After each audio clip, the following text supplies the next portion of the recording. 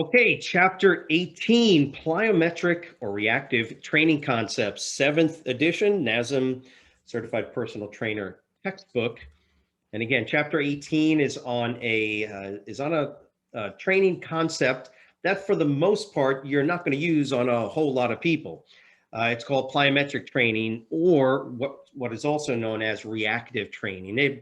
They're basically, for the most part, the exact same thing. For the most part, you're not going to be doing plyometric training unless you're dealing with really, really advanced individuals or athletes. At the end of the day, plyometric training it's actually critical for athletes, but it's also can be very beneficial for your clients as long as your clients have done what? They have gone through balance. They demonstrate clear efficiency in their balance. They have very well developed core stability in both the local and global musculature. And they have developed a high enough level of muscular strength so that they don't put any potential damaging stress on the soft tissue as well as the connective tissues, tendons, and ligaments, for instance. So again, you can see why plyometric reactive training, you're just not going to use it on a whole lot of people unless they satisfy all those requirements. And look, when you get to do plyometric training with individuals, it's really, really important to think about the safety components. Just as with the previous two chapters, NASM has given you a good number of exercises. And unlike those other two chapters, I'm actually going to go through some of these exercises with you because, again, unlike the previous chapters where they've given you some exercises, it's really important you understand the safety elements and safety conditions that we're talking about here. But what are the principles of plyometric training? What is plyometric training? That's what we're talking about with respect to ground reaction forces. Look, for the most part, when we do plyometric, we're dealing with the ground. We're jumping from the ground. We're jumping onto things. We're jumping from things like boxes back onto the ground. There are a vast array of modifications that you can do with plyometric training concepts, but we simply don't do that with the average client. Just keep in mind that plyometric training really functionally works off of some of the most basic concepts that we've already discussed. And this involves on page 573, rate of force production, the stretch shortening cycle, and then of course integrated performance paradigm. And the things that we already know about are the stretch reflex from the muscle spindle fibers, right? And the adaptability and the extensibility of muscle tissue, and the flexibility of joints. All of those that we've learned, they come into play into plyometric or reactive training. Again, the issue that we have is that there's a high level of stress that now is placed on the body, which is why we generally tend to do it only with those individuals that are strong enough, have a really good local and global core stabilization strength, and of course their balance is really good. So the rate of force production, simply the ability of the muscles to exert maximal force in a minimal amount of time. Remember, rate of force production is really an indication of power, right? Because power is the amount of work that can be performed over time. So there's a time element. If I can increase the amount of force and or decrease the amount of time it takes for me to actually do the movement, I have increased my power. That's what the rate of force production is talking about. We want to increase the rate of force production, and that's what plyometric training actually does. And it uses these different the different systems and variables that are already inherent in the body, in the musculoskeletal, neuromusculoskeletal system as it is. So the stretch shortening cycle basically describes characteristics of the muscle, and we're going to get into that in a second. So just memorize again these three, and then 4 and 5 on page 572. And this way we can look now at the 3 phases of plyometric exercise. These 3 phases are going to be the eccentric, amortization, and the concentric phase. And now we use these.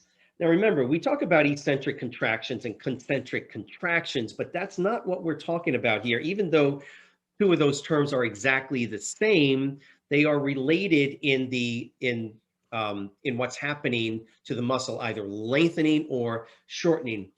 But in plyometric training, we use the terms eccentric and concentric to describe phases of actual movement under these reactive forces, and then the amortization phase is simply the part of the movement that is in between the eccentric and concentric. So the eccentric phase is when the muscle is lengthening. This is where the storage of mechanical energy is really occurring, not only in the muscle, but particularly within the tendons and other elastic components of the musculoskeletal system, in particular the tendon, of course, as well as the ligaments to a certain extent. But the goal here is to understand that the eccentric phase of reactive training is when the muscle is lengthening. There is an increased storage of potential energy within the muscle itself, the muscle fibers themselves, and the tendon, which is being stretched through this eccentric portion. Then the amortization phase is going to be simply the transitional phase between decentric, then into the concentric phase, which basically, as Nazim says, represents the body's response to the events that occurred during the eccentric and amortization. Now, simply the muscle is shortening, and power and overall ability for the muscle to shorten quickly. So keep that in mind. It's the ability of the muscle now. We want to get that muscle to shorten quicker than it was able to shorten. If the muscle can shorten quicker, it's essentially generating more power, right? And if it's generating more power, that means that the movement itself is happening in a shorter period of time if there's no change in the actual resistance, okay? So eccentric, amortization, and the concentric phase, table 18.1 has it very nicely summarized. In the eccentric, the agonist or the muscle that's going through the eccentric is lengthening. Transition time. Now it depends on the type of exercises that you're doing, but the amortization phase can be instantaneous, or it can last, a second or two before you then go into the shortening phase, where the agonist shortens and tries to shorten as quickly as possible, or at least you're trying to get it to shorten quickly as possible. A little helpful hint there on page 575, right? The jumping concept behind basketball. So it basically shows you that you're standing there doing nothing, basically resting. And then as you kneel down prior to actually stopping and jumping, that's going to describe the eccentric, amortization, and concentric phase. What's the importance of plyometric training? Look, it's usually held specifically for athletes, and depending on what the athletic endeavor is, more or less time is spent for individuals in plyometric training. It's a good training addition for certain sports. I've trained a number of athletes in track and field, and so for instance, if you're training a sprinter, or if you're training obviously a long jumper, if you're training a javelin thrower, a discus, somebody that does the discus, somebody that does the hammer throw, you will actually use plyometric training in those training routines at some point during the yearly cycle of training that you're doing, the periodization scheduling. You're going to put in plyometric training to help assist with greater power output. And that's really what plyometric training does. Speed. I'm trying to increase the speed of a movement. And in order to do that, I got to train those muscles and those areas of my body in a very specific way. And that's really what we're talking about. Ultimately, The speed of muscular exertion is based on what we have here, neuromuscular efficiency. A little bit of review.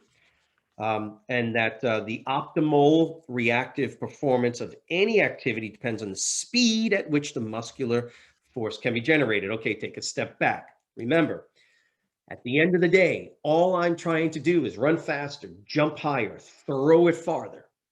Think about that from an athletic perspective. To get the gold medal in the javelin, you got to throw that thing further. By the way, the javelin weighs the same for every athlete. The discus weighs the same, well, between men and women, of course, but the discus weighs the same. So every athlete, whether he's 6'5" or 5'8", they're holding the same weight, right? So that's the resistance that's being used. The hammer throw, the the discus, like I was saying. Um, any of those particular athletic events that require the movement or throwing or jumping is going to demand that the athlete be able to increase the total rate or speed of contraction of the muscles to increase power. Remember, power, work over time, the ability, if I can move, if I can contract the muscles faster, if I have more neuromuscular efficiency, to get the sequencing of muscle contractions to move faster, I generate more force. Okay. So I hope that makes sense, because kind of the idea here is that plyometric training is designed to increase total force or output speed of contraction and movement. And if you can do it faster, you're going to throw it further. If you can do it faster, you're going to jump higher. Like jump up and create and generate more power in my quadriceps, glutes, I will be able to jump higher. And that's basically what that's saying. Guidelines, of course, in the design. So guidelines for plyometric training, safety is always going to be a big issue. But designing a plyometric training program is going to involve these different variables: intensity, right? Volume, training frequency, and recovery. Everybody's going to be different, and plyometric training puts an increased level of recuperative stress on the body. So you're not doing this every day, right? I used to do plyometric training depending on the athlete, depending on the sport, sometimes once a week, sometimes two times in once every 5 days, 2 times in a 10-day period, depending on where they were at, if they were in their pre-competitive season. During competition, you wouldn't be doing it. I never did it with athletes that I train. Off season, for sure, you'd be doing it, and it would be on a different schedule. But every athlete is different. But the basis behind it, or the basic concepts behind it, is that you're going to do this type of plyometric training, ensuring that, number one, there is proper recovery, and that while the individual is doing it, another key thing here is that their technique is good while they're doing the plyometric training. I used to train a javelin thrower, and NCAA javelin thrower, really good. And one of the things we would do is plyometric training with his throwing arm. And you're asking the question, how the heck do you do that? Well, and it's a fairly common exercise that's used for the specificity of the athletic event. We would stand next to a wall, and he would use a weighted, heavy medicine ball that he can hold in his hands, and he would throw it up against the wall.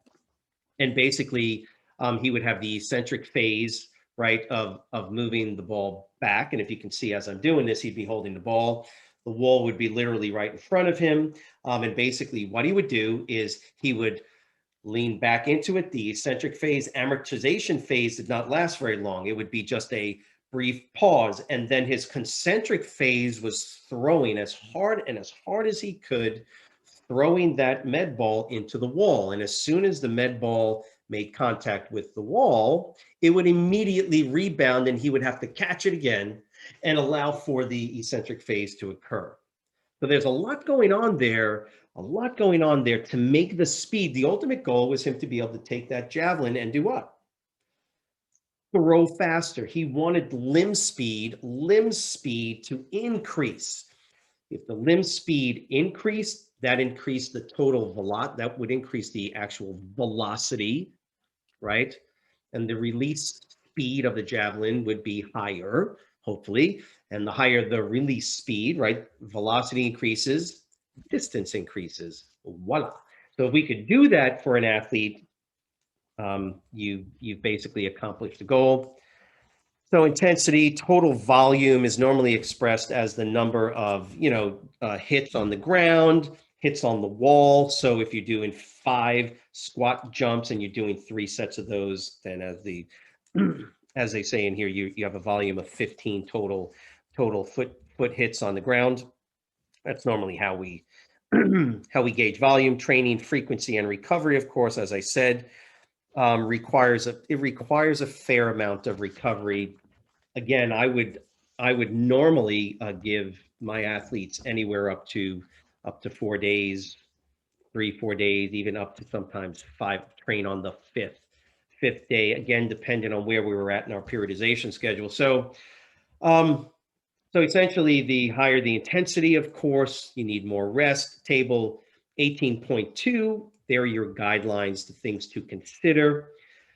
Plyometric training is generally considered to be explosive movement, but you don't always have to train explosively. There are other ways or other modalities of training that would actually slow the movement down a little bit during one or multiple parts of those three phases.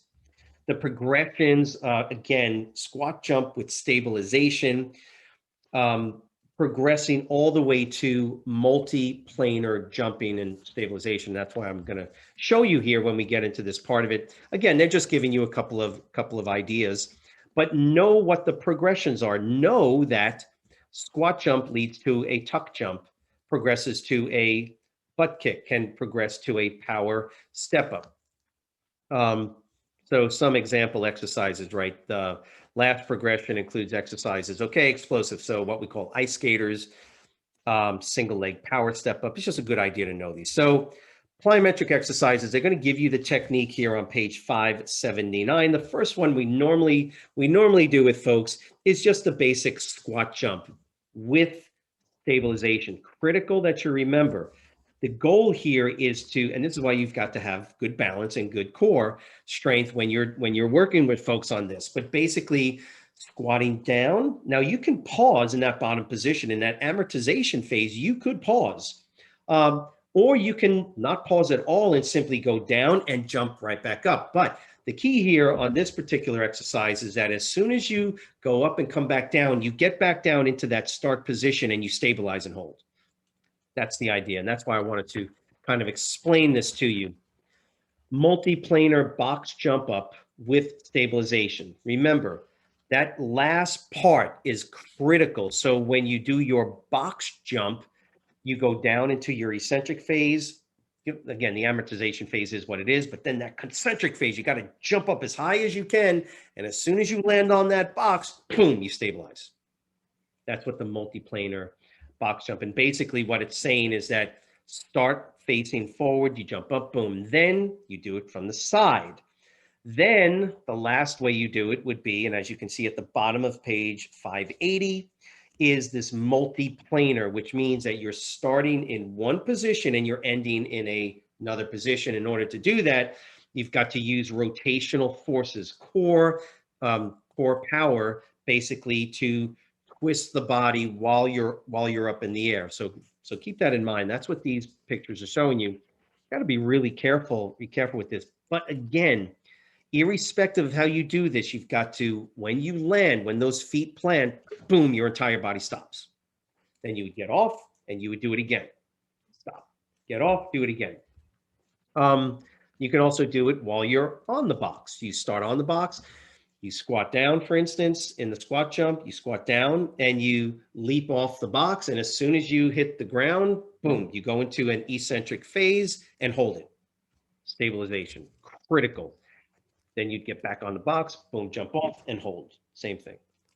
And now you can do it laterally. And that's what these pictures here are showing you. Just keep that in mind that these are really good exercises for athletes And you can do an entire workout on it. Multiplanar jump, and you'll notice from the top of the page, they're giving you a sequence, 3 sequences to look at. Start with a forward jump, stabilization. Side lateral jump, stabilization. Then multiplanar, starting in one position, jumping and landing in a stabilized position. Squat jumps, of course, lunge jumps. I'm actually going through some of these with you because they're really, really important. But you'll notice safety is the safety tips that they give you here for the tuck jump, the butt kick, repeat box jumps, power step ups. All of these type of exercises require good balance and good core stabilization. And basically, you got to have the strength to be able to do it, because your goal is not to simply just step up. No, plyometric training is designed to be done with reactive force. You've got to actually jump and attempt to get up as high as you can, and that's kind of the goal in some of these exercises that we're talking about. Of course, now single leg movements, proprioceptive plyometrics are simply designed to help you from a purely proprioceptive perspective. And so these little hop things that you can see, proprioceptive plyometrics, you can see that on page 587. The individual, if you can't see that, there's these little arrows down by his feet, and what the individual is doing is he's basically hopping from one to the other. That's to help. And by the way, you can do them with your eyes closed. Think about how difficult that's going to be. And then the depth jump, which basically you start from a box. This is what most people would think when they think of plyometrics, or they've seen it, is that you start on a box and you just kind of jump off. You don't have to jump high off the box. You just leap off. But as you go down, you actually squat down and simultaneously move and jump up as high as you can. So imagine you're on a box, you leap off. Again, you don't have to jump high to come off the box, but you leap off, and as soon as your feet hit the ground, you stabilize and then jump back up. That's called the depth jump. And by the way, at the very end here on 588 is a way to do it with your upper body. You can actually do plyometric push-ups, and you've probably seen this. People doing it on social media. They show you, they do a push-up and they clap their hands, they clap their hands in their back, and they do all these amazing things. Really cool. Again, you're doing this with individuals that have the capability to actually maintain stability and balance. Remember, this is a lot of stress on the shoulder. Every time you jump back, your hands hit back on the ground. That's driving. There's a lot of force going through not only your glenohumeral joint, but all the stabilizers in the scapulohumeral area as well. So there's chapter 18, plyometric reactive training. Really good stuff to know. Very effective when you're dealing with individuals that can do it. Be very, very careful. Safety is the biggest issue here. I've known athletes that just doing plyometric training have gotten injured, and that's athletes. So be very careful. Don't just throw the average client into plyometric training. They're simply not going to do it, more than likely. So read through your summary, chapter review, of course, chapter highlights. Remember, I may not have said it at the beginning, but take your notes. Remember, take notes. Always have your writing implement with you so that you can read it, write it, and then, of course, recite it as well. So that is the end of chapter 18. And as always, looking forward to the next chapter, which in this case is chapter 19.